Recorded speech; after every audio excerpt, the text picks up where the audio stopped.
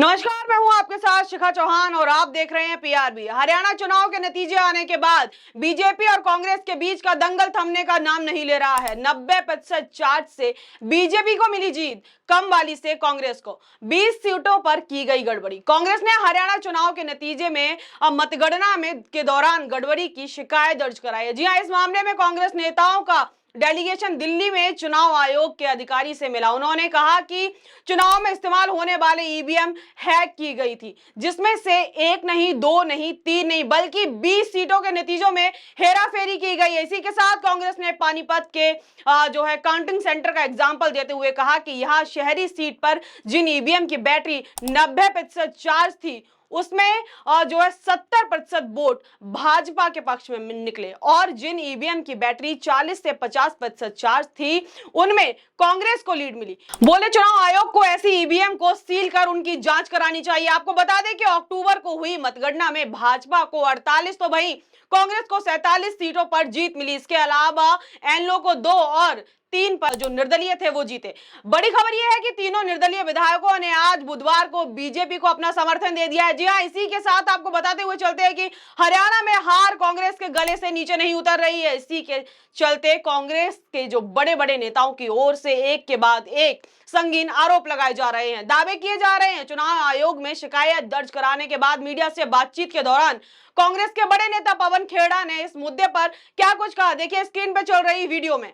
Election commission को हमने अवगत कराया। करीब 20 शिकायतें जो हमारे पास आई हैं, उनमें से 7 लिखित शिकायतें जो अभी आई हैं 7 कॉन्स्टिट्यूएंसी से, जिसमें बैटरीज का खास तौर पे जो 99% बैटरीज दिखा रही थी काउंटिंग के दिन, और बाकी मशीनें जो सामान्य थी वो 60-70% दिखा रही थी।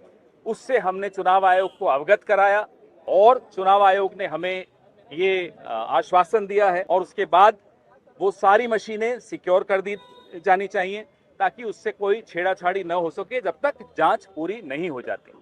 वहीं दूसरी ओर हरियाणा कांग्रेस अध्यक्ष चौधरी उदय भान ने कहा कि हमारे पास 20 शिकायतें आई हैं, जिनमें 7 जो है लिखित हैं। उन्होंने कहा कि मतगणना के दिन कुछ खास ईवीएम थे जिनकी बैटरी 99% चार्ज दिख रही थी। उन ईवीएम से बीजेपी को ज्यादा वोट मिले हैं।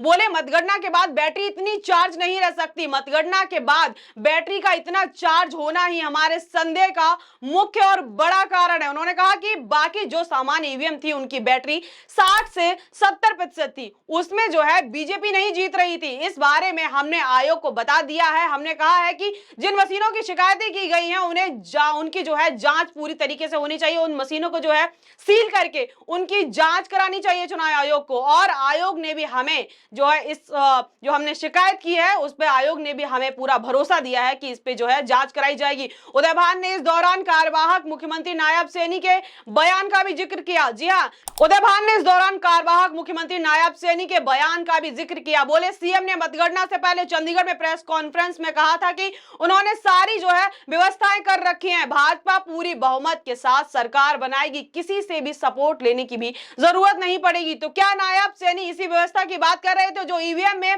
गड़बड़ी के दौरान देखी गई? उदय भान ने कहा कि ये इलेक्शन कमीशन की शाखा का सवाल है। हमने कई विधानसभा में जो है वीवीपैट की पर्चियों का मिलान करने की मांग की है, लेकिन रिटर्निंग ऑफिसर ने जो है इसे ठुकरा दिया है। हम चाहते हैं कि ईवीएम से मिले वोट और जो वीवीपैट की पर्चियां हैं उनका मिलान कराया जाए ताकि दूध का दूध और पानी का पानी हो सका। हरियाणा चुनाव में जो गड़बड़ी हुई है उसको साफ किया जाए, जनता के सामने जो है सच्चाई आनी चाहिए, ऐसा कहना है जो कांग्रेस के बड़े बड़े नेता उनकी तरफ से लगातार प्रतिक्रिया आ रही है। लगातार जो है बीजेपी पे बड़े बड़े आरोप लगाए जा रहे हैं कि ईवीएम में गड़बड़ी थी, जो 99% चार्ज वो जो है बीजेपी के जो बीजेपी की तरफ में रिजल्ट आ रहा था, बीजेपी को जो है ज्यादा वोट मिल रहे थे। वही जो ईवीएम सामान्य थे वोटिंग के बाद जिनमें 90 और जिनमें जो 50 और 70% बैटरी थी वो जो है कांग्रेस को लीड कर रहे थे, ऐसे जो आरोप लग रहे हैं। और इस आरोपों के चलते जो है अब चुनाव आयोग में इसकी शिकायत भी दर्ज किया। हरियाणा चुनाव का जो गरमाया हुआ मुद्दा है उसमें पप्पू यादव की तरफ से जो है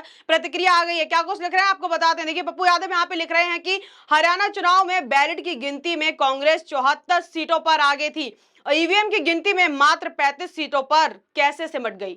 मेरी मांग है हरियाणा चुनाव की सारी ईवीएम की कॉन्फ्रेंसिंग एनालिसिस होनी चाहिए। पूरी चुनाव प्रक्रिया की जांच सुप्रीम कोर्ट की संवैधानिक पीठ करे। देखिए हरियाणा चुनाव को लेकर अब वाईएस जगन मोहन रेड्डी की तरफ से भी जो है प्रतिक्रिया आ गई। क्या कुछ लिख रहे हैं अपने एक्स हैंडल पे आपको बता, देखिए यहाँ पे ये लिख रहे हैं, एट अनदर इलेक्शन रिजल्ट को found popular perception Haryana election result is no different from Andhra Pradesh on which case are pending in court. In democracy like ours, democracy should not only be prevalent but also be seen to be thriving. Only way to ensure both is going back paper ballot. देखिए यहाँ पे paper ballot को दोबारा से लाने की बात कर रहे हैं। When a large majority of developed country including US, UK, Canada, Australia, New Zealand, Switzerland, Germany, France, Japan, Norway and Denmark are using paper ballot. ये सारी जो कंट्री है वो पेपर बैलेट यूज करते हैं चुनाव के वक्त। It's time we make change with rest of world and move toward paper ballot which in turn would enhance the confidence of